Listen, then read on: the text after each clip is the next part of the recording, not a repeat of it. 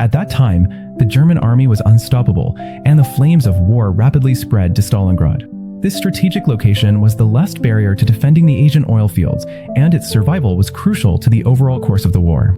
To hold this line, a large number of untrained new soldiers were sent directly to the front lines. When the transport carriages opened, faced with the brutal battlefield scene, the new soldiers were frightened and retreated, but were forcibly driven off the vehicle by the officers. Vasily was one of these new soldiers, and this day was September 20th, 1942. The newly arrived soldiers were driven by armed officers to the riverbank.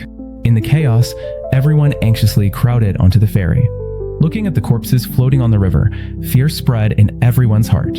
Before they could catch their breath, German warplanes roared in, and the ships in front were instantly blown to pieces, followed by successive bombings. Under intense machine gun fire, the soldiers curled up in the crowded ship's hold like lambs awaiting slaughter. Some mentally broken new soldiers chose to jump into the river to escape, but according to Soviet military discipline, deserters were considered enemies, and the officers executed them without hesitation. Witnessing comrades they had not yet known die in an instant, Vasily's mind went blank. The ferry, lucky to survive the shelling, finally reached the shore. The soldiers had no time to mourn the bloodstains in the hold before being forcibly driven ashore. All they saw was thick smoke and the wails of the wounded. When distributing weapons, Vasily, a hunter by background, found that the army issued only one rifle for every 2 soldiers, and those who did not receive weapons had to follow armed comrades, taking over their weapons after their comrades fell.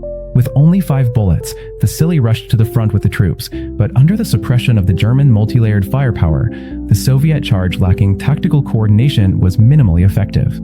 Even with full equipment, the Soviet forces found it difficult to break through, let alone when half of the soldiers were unarmed. Soon, this asymmetrical battle drained the Soviet soldiers' fighting spirit, and calls for retreat grew louder, but the command headquarters had long since set up machine guns in the rear.